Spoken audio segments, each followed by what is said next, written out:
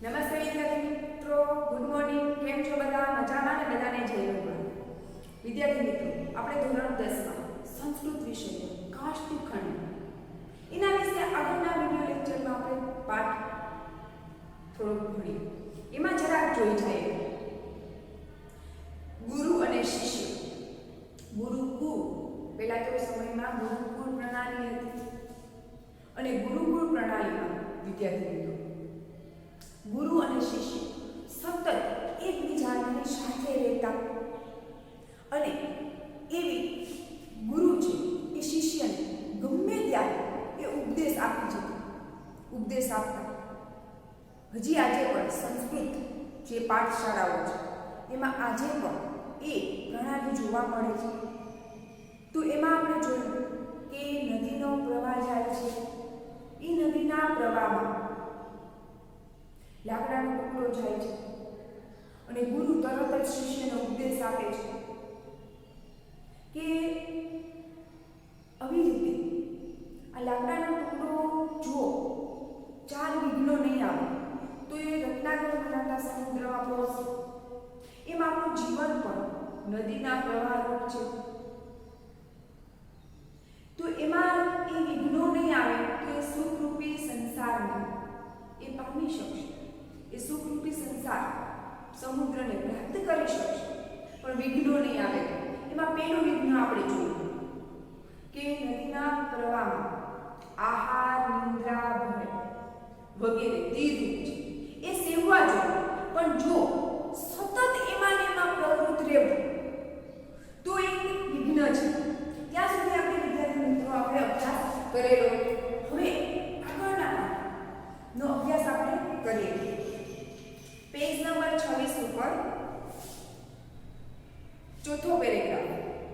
સામાજિક વ્યવહાર ભારરૂપા ભવતિ. સામાજિક વ્યવહાર ભારરૂપ છે. અદ્યપી સામાજિક વ્યવહાર સર્વત્ર એવ અપેક્ષિતો ભવતિ. અદ્યાપી આજે પણ સામાજિક વ્યવહાર સર્વત્ર બધી જ જગ્યાએ અપેક્ષિતો ભવતિ અપેક્ષા કરવામાં આવે છે. સામાજિક વ્યવહારને આજે પણ બધી જગ્યાએ અપેક્ષા કરવામાં આવે છે. પરંતુ શક્તિમતી અતિક્રમણ્ય ન ભવે.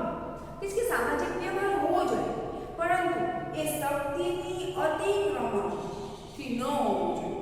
પોતાની શક્તિ જેટલી હોય એ પ્રમાણે હોવું જોઈએ, પણ શક્તિ કરતાં પણ વધુ ન હોવું જોઈએ.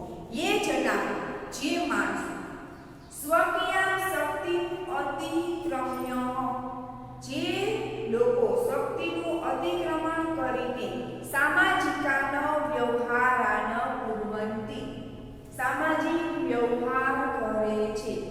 સહ તે અતિ ભારને લીધે નિમ્નજનિત ડૂબી જાય છે. નિમ્નજનિત એટલે કે ડૂબી જવું, જે પોતાની શક્તિથી પણ વધુ જે સામાજિક વ્યવહાર કરે છે એ એના ભારને લીધે ડૂબી જાય છે. નિમ્નજિત જન, નિમ્નજિત એટલે ડૂબેલો. વિદ્યાર્થી મિત્રો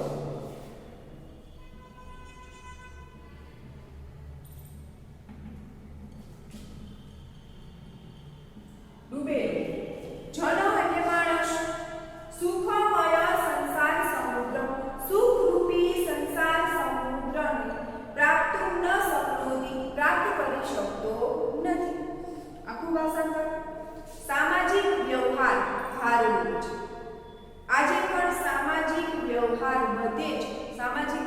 બધે જ અપેક્ષા રખાય છે, પરંતુ જે શક્તિનું અતિક્રમણ થાય છે, જે માણસ પોતાની શક્તિની અતિક્રમણ કરતા પણ સામાજિક વ્યવહાર વધુ કરે છે, તે અતિશય ભારને લીધે ડૂબી જાય છે.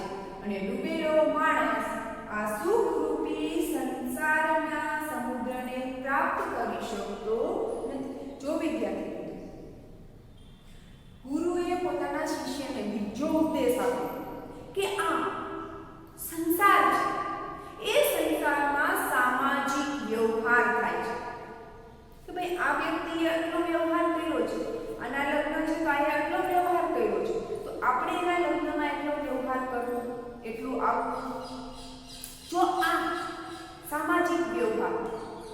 પોતાની શક્તિ કરતા જો વધી જાય તો એ ભાર હોય છે. તો બીજાને એટલે એની શક્તિ છે એટલું એને આપવાનું, એને આપવું છે, પણ એટલી એ શક્તિ આવી નથી તો એ નથી આપી શકતો, પણ છતાં એ આપવા જાય છે તો એના ભારને લીધે પોતે એ આગળ વધી શકતો નથી અને એ ડૂબી જાય છે. એમ જો લાકડાનો ટુકડો પાણીમાં જાય છે પણ એમાં જો વજન આવે તો એ ડૂબી જાય છે. એમ આ સંસારમાં સામાજિક વ્યવહાર છે એ જો પોતાની શક્તિથી વધુ કરવામાં આવે તો એ ભાર હોય છે. એમ ગુરુએ શિષ્યને બીજો ઉપદેશ આપ્યો. આગળનો પાઠ જોઈએ તો સુરાપાનમ અક્ષર કીડા. સુરાપાનમ એટલે મદિરાપાન, અક્ષર કીડા એટલે કે જૂટો રમવાની રમત, જુગાર, તંબાકુ ભક્ષણ તમાકુનું સેવન કરવું, ચોર કરવું અને ચોરી કરવી ઇત્યાદિની દુર્વ્યસનાદિ માનવ જીવને આવર્તભૂતાની સંધિ. આ દુર્વ્યસનો માનવ જીવનના વમળો જેવા છે. આવર્તભૂતાની એટલે વમળો. એ સુપતિતો જન, આમાં પડેલો માણસ બહિ આગંતુક ન શકતો, બહાર આવી શકતો નથી. મદિરાપાન કરવું, જુગાર રમવું, તમાકુનું સેવન કરવું, ચોરી કરવી, આ એ જીવનરૂપી વમળો છે. જો એ વમળોમાં ફસાય તો એ બહાર આવી શકતો નથી. આથી તત્ર પતનેવમ ભવેત, આથી તેનું પતન જ થાય છે. તાદૃશ્ય તેમાં પ્રયત્ન સતતમ કરણ્યમ ભવતિ, કે પતન એવમ ન હોય, પતન ન થાય તે માટે પતન ન થાય તેવા પ્રયત્ન કરવા જોઈએ. એ જણા જે માણસ વ્યસનેસુ પતિત સંતિ, જે માણસ વ્યસનમાં પડેલો હોય છે તે તરત અપી એકસ્મિન સ્થાને પરિત, તરતો હોવા છતાં એક જ સ્થાને પરિત એટલે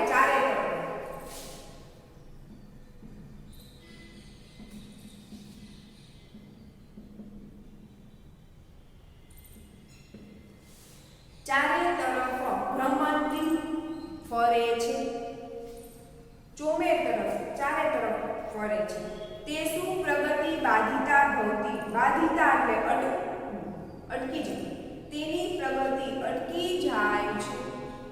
તતસ્તે પછી સુખાદીપમ સમુદ્રમ, સંસાર સમુદ્રમ પ્રાપ્ત ન અમર, અને પછી તેઓ સુખરૂપી સંસારને પ્રાપ્ત કરી શકતો નથી. આખું ભાષાંતર જોઈએ તો મદિરાપાન, જુગારની રમત, તમાકુનું સેવન અને ચોરી આ દુર્વ્યસનો છે. માનવ જીવનના વમળો જેવા છે. આમાં પડેલો માણસ બહાર આવી શકતો નથી. આથી તેમાં પતન ન થાય તે માટે તેને સતત પ્રયત્ન કરવાનો હોય છે. જે માણસ વ્યસનમાં પડેલો છે તે તરતો હોવા છતાં એક જ સ્થાને રહીને ચારે તરફ ફરે છે. તેની પ્રગતિ અટકી જાય છે. તેમાં પછી તેઓ સુખરૂપી સંસાર પ્રાપ્ત કરી શકતું નથી. જો વિદ્યાર્થી જીવનમાં મદિરાપાન કરવું, જુગાર રમવો, તમાકુનું સેવન કરવું અને ચોરી કરવી આ વમળો કર્યા છે. જો આમાં વ્યક્તિ એક વખત ફસાઈ ગયો, વમળો એટલે જે પાણી હોય એને ગોળ ગોળ ફરેલા, ચોમેર તરફ ફરેલા વમળો આપણે નદી કિનારે હોય. હવે એ નદી કિનારામાં એવી ભૂમરી આપણે જેને કહીએ ગોળ ગોળ ફરે જ રાખી એવી હોય, પણ એમાં ઉપર તરતું હોય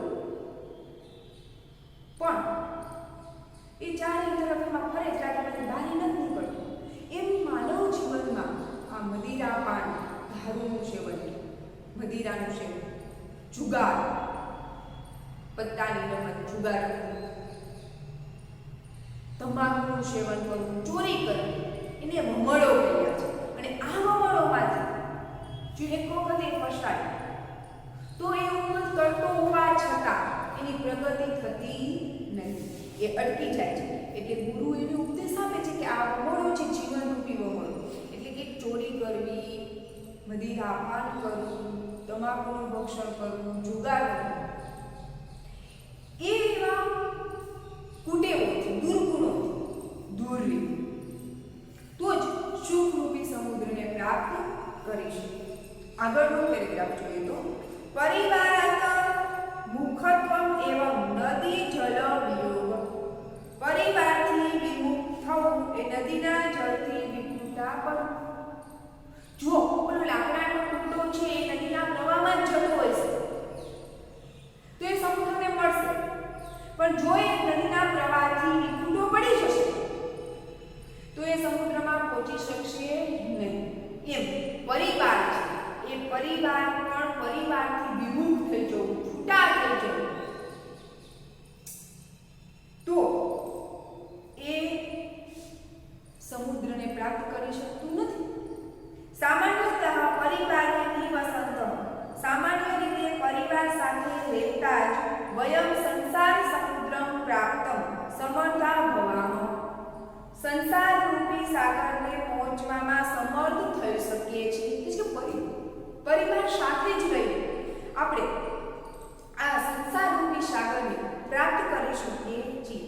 પરંતુ યદિ કશ્ચિત જન, પરંતુ જો કોઈ માણસ સ્વાર્થવશાત ચ ક્રોધવશાત, સ્વાર્થને કારણે અથવા તો ક્રોધને વશ થઈને પરિવારાત પ્રતિવિમુખો ભવતિ, પરિવારથી વિમુખ થાય છે, સહ અપી, તે પણ નદી એટલે કે પરિવાર, જલ એટલે સ્નેહ, વિનયુક્ત રહી કદાચ અપી ક્યારે પણ જ્ઞાનેન સુખેન ચ પૂર્ણ, જ્ઞાનરૂપી સુખરૂપી પૂર્ણ ભરપૂર એવા આનંદમય સંસાર સમુદ્ર ન પ્રાપ્ત, આનંદમય સંસાર રૂપી સમુદ્રને પ્રાપ્ત કરી શકતો નથી. આખું ભાષાંતર વિદ્યાર્થી મિત્રો પેરેગ્રાફનું પરિવારથી વિમુખ થવું એ નદીના જળથી વિખૂટા પડવાનું છે. સામાન્ય રીતે પરિવારમાં રહેતા આપણે આ સંસાર રૂપી સાગરમાં પહોંચવામાં સમર્થ થઈ શકીએ છીએ.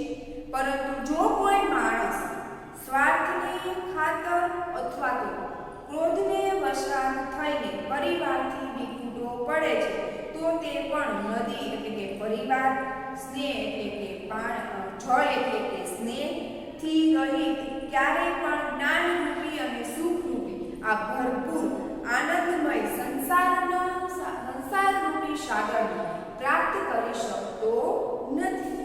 ચતુર્ભ્ય વિઘ્નેભ્ય, આ ચાર વિઘ્નોથી રક્ષિત રક્ષાયેલો જન માણસ જ્ઞાનેન ચ સુખેન, જ્ઞાનથી અને સુખથી પૂર્ણ આનંદમય સંસારરૂપમ સમુદ્રમ અવશ્યમ પ્રાપ્તનુવૃત્તિ. આ જ્ઞાનરૂપી સંસારને અવશ્ય પ્રાપ્ત કરી શકશે.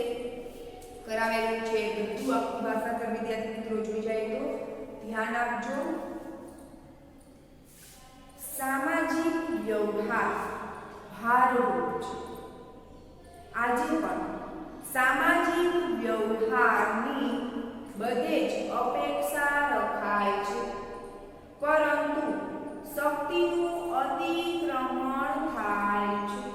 જે માણસ પોતાની શક્તિનું અતિક્રમણ કરીને સામાજિક વ્યવહાર કરે છે તે અતિશય ભારને લીધે ડૂબી જાય છે.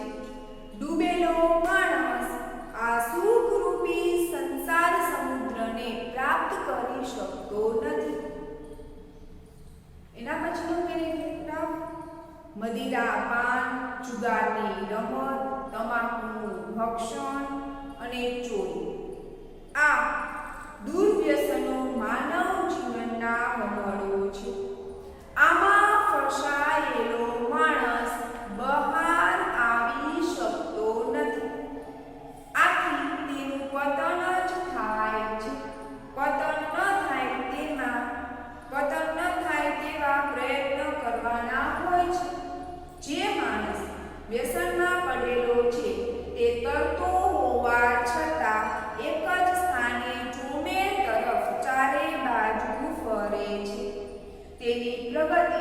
અટકી જાય છે.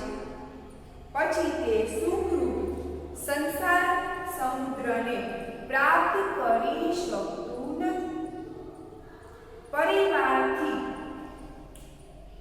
વિમુખતા એ નદીના જળથી છૂટા પડવું છે. સામાન્ય રીતે પરિવારમાં રહેતા જ આપણે સંસારરૂપી સાગરમાં પહોંચવા સમર્થ થઈએ છીએ. પરંતુ જો કોઈ માણસ સ્વાર્થને વશ થઈને અને ક્રોધને વશ થઈને પરિવારથી વિમુખ થાય તો તે નદી એટલે પરિવાર, પાણી એટલે સ્નેહથી રહિત ક્યારેય પણ આ જ્ઞાનરૂપી અને સુખરૂપી ભરપૂર એવા આનંદમય સંસારરૂપી સમુદ્રને પ્રાપ્ત કરી શકતું નથી. આ ચાર વિઘ્નોથી રક્ષાયેલો માણસ જ્ઞાન અને સુખથી પૂર્ણ એવા ભરપૂર આનંદમય સંસારરૂપી સમુદ્રને અવશ્ય પ્રાપ્ત કરી છે. આ ચાર વિઘ્નોના વિદ્યાર્થીઓ તો એ અવશ્ય આ સુખરૂપી સંસાર એવા સમુદ્રને એ પ્રાપ્ત કરી શકે છે. પહેલું તો આપણે જોયું કે કિનારા પર જે જોડાણ છે, આહાર, ભય, નિદ્રા વગેરે એ હોવા જોઈએ, પણ એનું વધુ પ્રમાણમાં ન હોવા જોઈએ. પછી છે સામાજિક રિવાજો, સામાજિક વ્યવહાર, એ પણ એક ભારરૂપ છે. પછી છે વમળ, મદિરાપાન, જુગાર, તમાકુનું ભક્ષણ કરવું, તમાકુ ખાવી, ચોરી કરવી, એ વમળો છે. એમાં માણસ કરતો હોવા છતાં એ બહાર આવી શકતો નથી. પછી ચોથું છે કે પરિવારથી વિમુખ થવું. નદીનો પ્રવાહ છે એ પરિવાર રૂપ છે, પાણી છે એ સ્નેહ છે. પણ જો નદીના પ્રવાહમાંથી એ લાકડાનો કટકો છે એ બહાર નીકળી જશે તો સમુદ્રમાં પહોંચશે નહીં. એટલે આ પરિવારથી વિમુખ ન થવું. આ ચાર જો વિઘ્નોથી રક્ષાયેલો માણસ હશે તો એ પોતે અવશ્યપણે આ સંસારરૂપી સમુદ્રને પ્રાપ્ત કરી શકશે. તો વિદ્યાર્થી મિત્રો, આપણે